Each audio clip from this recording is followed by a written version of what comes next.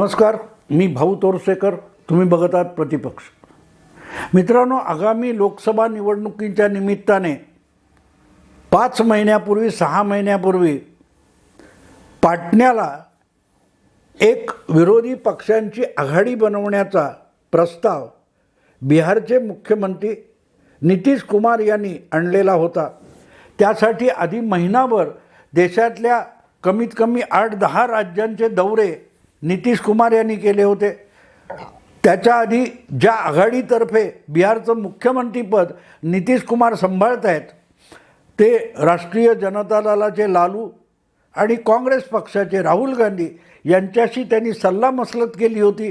त्याखेरीज उद्धव ठाकरे असतील, शरद पवार असतील, चंद्रशेखर राव असतील, तमिळनाडूचे स्टालिन असतील, समाजवादी पक्षाचे अखिलेश यादव असतील, अशा अनेक नेत्यांच्या भेटीगाठी ममता बॅनर्जी नितीश कुमारांनी केल्या होत्या. आणि त्यानंतरच त्यांनी पाटण्याला बिगर भाजप किंवा भाजप विरोधी पक्षांचं एक संमेलन भरवलं होतं.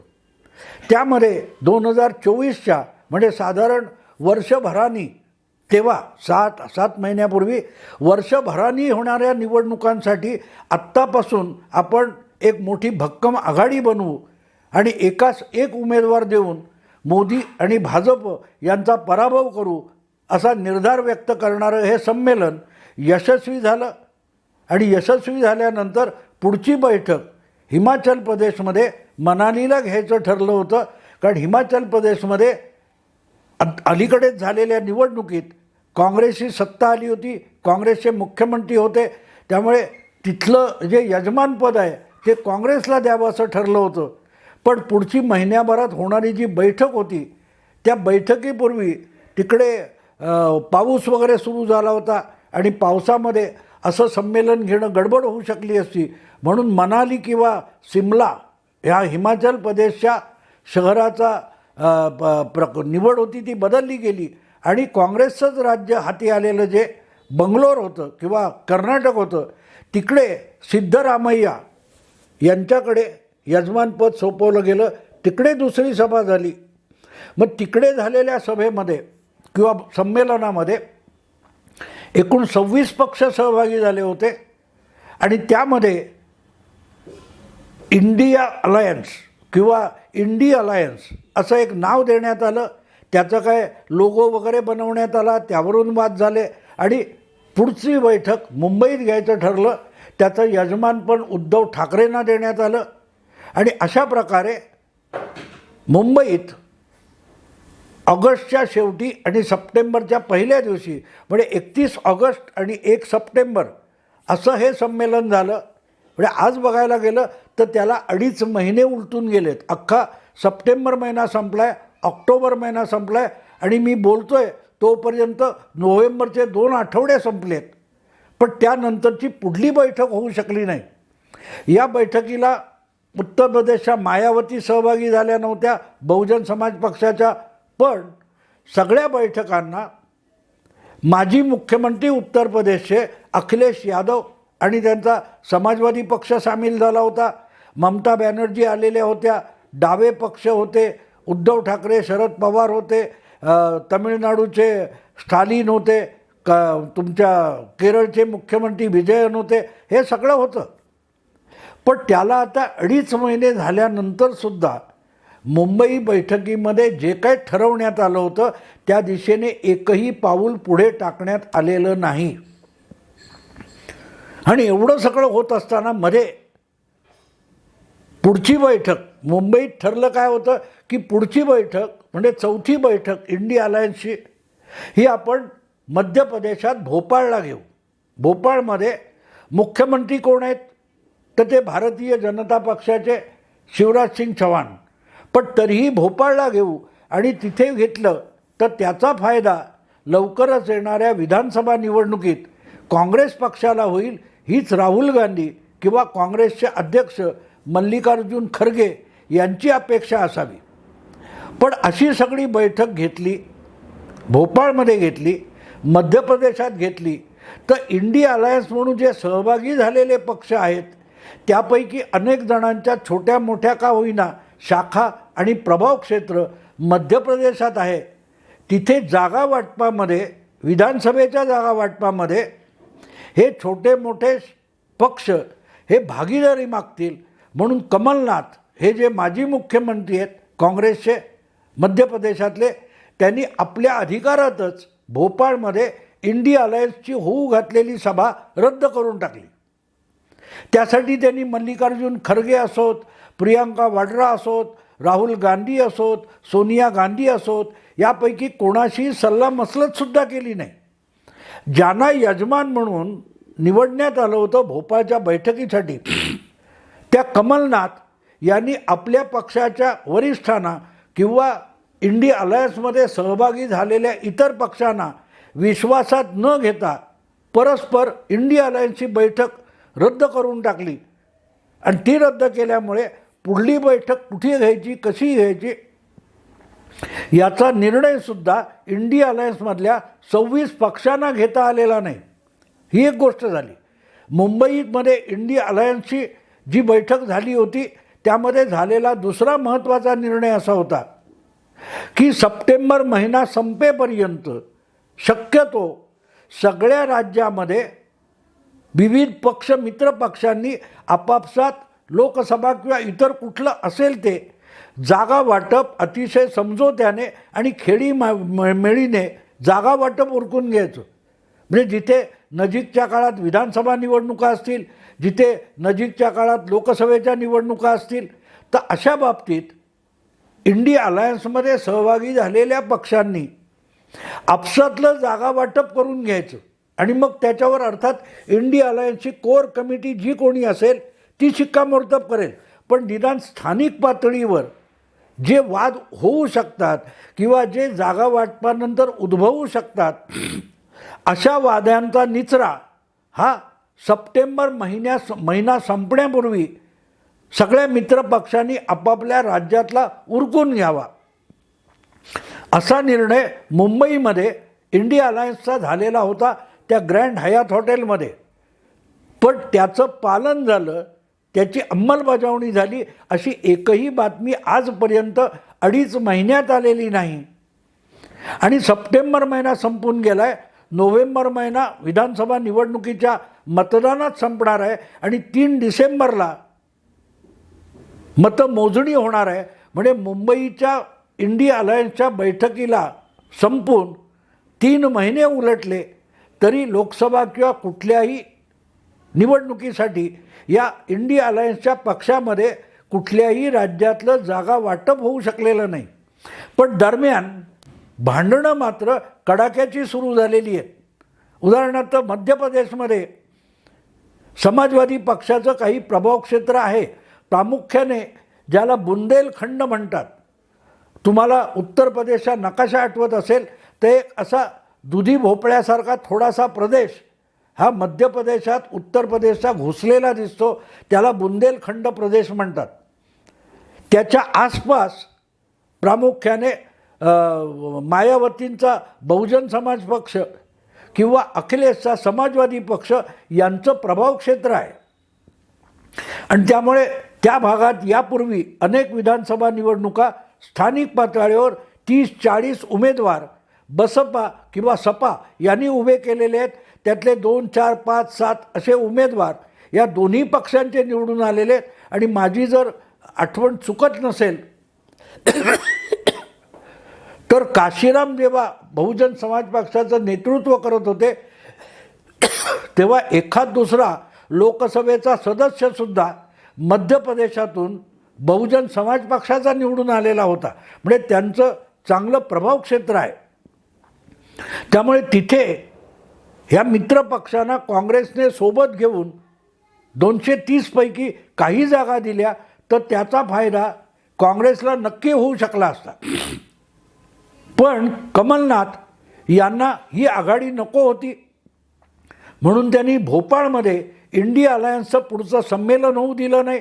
आणि नुसतं संमेलन रोखलं अडवलं असं नाही आहे, त्यांनी त्याच्या पुढे मजल मारली आणि परस्पर समाजवादी पक्ष जो इंडिया अलायन्समध्ये सहभागी झालेला आहे, मायावती नाही आहेत पण अखिलेश जर सहभागी झाला आहे तर अखिलेशला मध्य प्रदेशच्या विधानसभा निवडणुकीत सोबत घेण्याचा प्रयत्न कमलनाथ यांनी केला होता.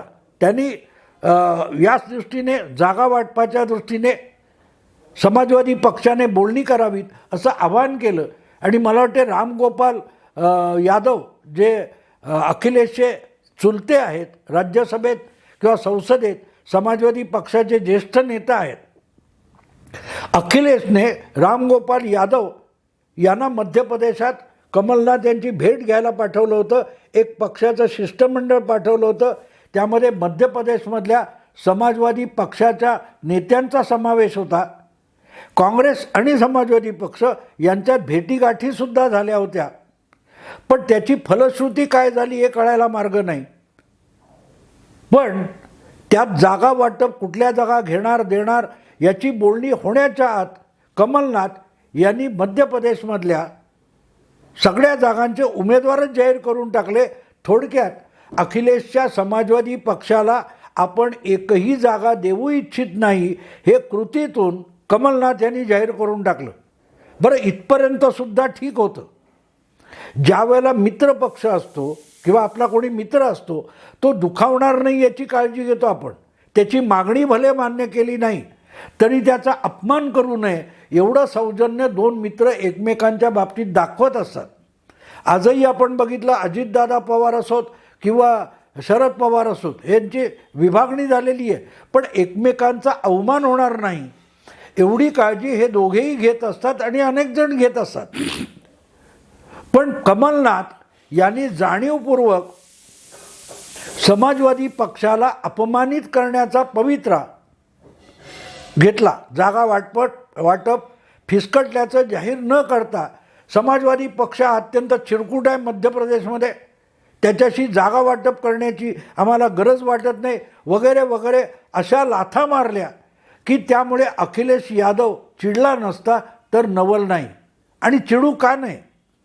कधी काळी 2012 पासून 2017पर्यंत अखिलेश यादव आपल्या समाजवादी पक्षाच्या एकपक्षीय बहुमताने उत्तर प्रदेशात सत्तेवर होता.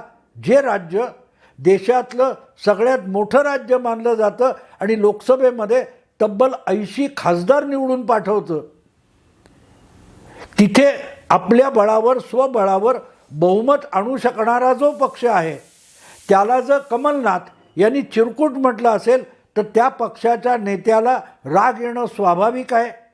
आणि म्हणून मग असं वाटतं की कमलनाथ यांना मध्य प्रदेशच्या निवडणुकांपेक्षा इंडिया अलायन्समध्ये बिब्बा घालण्याची हौस जास्त असावी.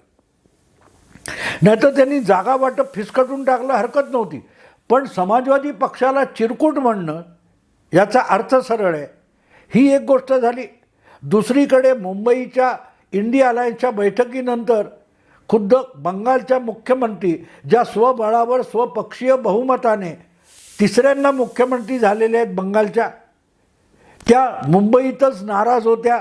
नाराजी घेऊनच त्या कोलकात्याला गेल्या आणि कोलकात्याला गेल्यानंतर त्यांनी स्पष्टपणे जाहीर करून टाकलं की बंगालमध्ये ज्या लोकसभेच्या 42 जागा आहेत त्यापैकी एकही जागा आपण इंडिया अलायन्समध्ये जो काँग्रेस पक्ष आहे किंवा डावी आघाडी आहे त्यांच्यासाठी सोडणार नाही, जाहीर करून टाकलेलं. हा इतर सगळ्या प्रांतामध्ये जे काय व्हायचं असेल त्यासाठी आपण इंडिया अलायन्समध्ये आहोत. तृणमूल काँग्रेस बंगाल सोडून उर्वरित भारतामध्ये जी इंडिया अलायन्स आहे त्यामध्ये आपण कार्यरत असू, प्रचाराला येऊ, पण बंगालमधल्या 42 जागांपैकी एकही जागा डावी आघाडी किंवा काँग्रेसला सोडणार नाही. म्हणजे विषय संपला. तीच काहीशी कथा इंडिया अलायन्समध्ये सहभागी असलेले तिसरे मुख्यमंत्री दिल्लीचे अरविंद केजरीवाल यांची आहे. पंजाबमध्ये ज्या 12 का 13 लोकसभेच्या जागा आहेत आणि दिल्लीच्या 7 लोकसभेच्या जागा आहेत, या दोन्ही ठिकाणी आम आदमी पार्टीचे मुख्यमंत्री आहेत. आणि या 20 खासदारांच्या जागी काँग्रेसला जागा वाटपात सहभागी करून घ्यायला केजरीवाल तयार नाहीत. त्याचप्रमाणे काँग्रेसची पंजाब आणि दिल्लीमधली शाखा जी आहे ती अरविंद केजरीवाल यांच्याबरोबर या दोन्ही राज्यात हातमिळवणी करायला तयार नाही. म्हणजे मध्य प्रदेश, तुमचा उत्तर प्रदेश, बंगाल आणि तुमचं पंजाब आणि दिल्ली या 4 राज्यांची एकत्रित लोकसभेची संख्या बघा मित्रांनो, 80 अधिक 20 100 अधिक काय त्या बंगालच्या 42, याचा अर्थ 142 किंवा 140 लोकसभेच्या जागी काँग्रेस या पक्षाला आपण सोबत घेणार नाही असं इंडी अलायन्समधलेच लोक सांगतायत. आधी उत्तर प्रदेशात काँग्रेसकडे एकमेव खासदार आहे, बंगालमध्ये एकमेव खासदार आहे, दिल्लीमध्ये एकही खासदार नाही, पंजाबमध्ये 4-5 खासदार किंवा 6 खासदार 8 खासदार असतील. म्हणजे 140 लोकसभेच्या जागा जिथे काँग्रेस पक्षाला मोठ्या प्रमाणावर खासदार निवडून आणणं आवश्यक आहे, त्यापैकी 140-42 पैकी एकाही जागी कुठलाही मित्रपक्ष काँग्रेसबरोबर जायला तयार नाही. आता आणखीन एक गोष्ट लक्षात घ्या, उत्तर प्रदेशामध्ये जसा समाजवादी पक्ष हा ताकदवान पक्ष आहे, तसा आणखीन एक पक्ष ज्याला बहुजन समाज पक्ष म्हणतात तो सुद्धा ताकदवान आहे. गेल्या वेळेला सपा बसपाच्या युतीने मायावतींना 10 खासदार निवडून आणता आले. आज त्यांची युती नाही, पण निदान 15-17% मतं पराभूत होताना सुद्धा मायावती मिळवतात, कारण मायावतींचा मतदार हा निष्ठावान मतदार आहे. आपला पक्षाचा उमेदवार पराभूत झाला तरी त्या मतदाराला चालतो. ही सगळी वस्तुस्थिती लक्षात घेतली तर एक गोष्ट मित्रांनो साफ होते की इंडी अलायन्समध्ये एकही मजबूत पक्ष राहिलेला नाही. स्टॅलिन वगैरे सारखे लोक हे काँग्रेसवर तमिळनाडूत मेहरबानी करतात, त्यामुळे त्यांचं कोणी ऐकून घेणार नाही आहे. केरळमध्ये डावी आघाडी काँग्रेसचा ऐकून घेणार नाही आहे. त्यामुळे इंडी अलायन्स म्हणून जे काही पटना, बंगलोर, मुंबईपर्यंत बनलं होतं तो अवतार आता आधीच संपलेला आहे, आटोपलेला आहे. पण त्याच्या पलीकडे जाऊन जी नवी ताजी आजपर्यंत नोव्हेंबरच्या दुसऱ्या आठवड्यात आलेली बातमी अशी आहे की काँग्रेसला बाजूला ठेवून, काँग्रेस पक्षाला बाजूला ठेवून भाजपच्या विरोधातली तिसरी आघाडी बनवता येईल का याची चाचपणी ममता बॅनर्जी, अखिलेश यादव आणि अरविंद केजरीवाल यांनी सुरू केलेली आहे. जर त्यामध्ये थोडंफार दम असेल तर त्यामध्ये लालू प्रसाद यादव आणि नितीश कुमारसुद्धा सहभागी व्हायला तयार आहेत. कदाचित लालू सहभागी होणार नाहीत, पण नितीश कुमारांना काँग्रेसबरोबर राहायचं नाही, कारण पंतप्रधान पदाचा चेहरा आपल्याला बनवावं ही नितीश कुमारांची अपेक्षा होती. निदान इंडी अलायन्सचा निमंत्रक म्हणून तरी आपली निवड व्हावी ही नितीश कुमारांची अपेक्षा होती. तीही यशस्वी झाली नाही. त्यामुळे नितीश कुमारसुद्धा इंडी अलायन्सबद्दल नाराज आहेत. त्यामुळे ममता, अखिलेश, अरविंद केजरीवाल मिळवून काही वेगळा तिसरा प्रयोग करणार असतील तर त्यात सहभागी व्हायला नितीश कुमारसुद्धा राजी आहेत. आता नितीश कुमार याचा अर्थ बिहारच्या 40 लोकसभेच्या जागा होतात. आधीच मी तुम्हाला 142 सांगितलं, त्यामध्ये बिहारच्या 40 जागा टाकल्या तर 182च्या आसपास, 180च्या आसपास, पुढे लोकसभेच्या 1/3 जागांच्या जागी इंडी अलायन्स आधीच सपशेल आटोपलेली आहे. हे नेते जर एकत्र आले तर इंडी अलायन्स नुसती अर्धमेली होते असं नाही, तर एक भाजपशी टक्कर देऊ शकणारी सगळ्यात काँग्रेसपेक्षाही मोठी ताकद ही तिसरी आघाडी म्हणून तयार होऊ शकते. त्यामध्ये भले डावी आघाडी असेल नसेल, काँग्रेस असेल नसेल, पण आपापल्या राज्यामध्ये ज्यांची काही काँग्रेसपेक्षाही किंवा डाव्या आघाडीपेक्षाही अधिक ताकद आहे असे हे पक्ष आहेत. त्यांना उद्या येऊन YSRCP किंवा चंद्रशेखर राव मिळाले तर ती ताकद आणखीन 200च्या पलीकडे जाते लोकसभेतल्या सीटांच्या बाबतीत बघितलं तर. आणि हे सगळे पक्ष म्हणजे जगनमोहन रेड्डी, चंद्रशेखर राव, ममता बॅनर्जी, नितीश कुमार, अरविंद केजरीवाल, काय ते अखिलेश यादव, नितीश कुमार, मायावती अशी जर आघाडी झाली तर ती इंडी आघाडीपेक्षाही अधिक ताकदवान आघाडी असेल. पण ती भाजपशी लढताना काँग्रेसला जवळपास पुरती जमीनदोस्त करून टाकेल. आज जी काँग्रेसची अवस्था आहे ती मध्य प्रदेश, छत्तीसगड, राजस्थान, महाराष्ट्रातला काही भाग, कर्नाटक या 4-5 राज्यांपुरती मर्यादित आहे. म्हणजे काँग्रेसला लढवण्यासारख्या जागा या आज आघाडी बनवली तरी 200पर्यंत होत्या, त्या थेट 100पर्यंत खाली येतात आणि त्या 100पर्यंत खाली आल्या तर त्यातून 20-25 जागा टिकवणं, लढवणंसुद्धा अवघड होऊन जाईल. मुद्दा इतकाच आहे की हे काही प्रादेशिक नेते भाजप विरोधातले इंडी अलायन्सच्या पलीकडे तिसरा पर्याय उभे करायला लागलेले आहेत. आत्ता इथेच थांबतो मित्रांनो. आवडलं लाईक करा, शेअर करा, सबस्क्राईब करा. नमस्कार.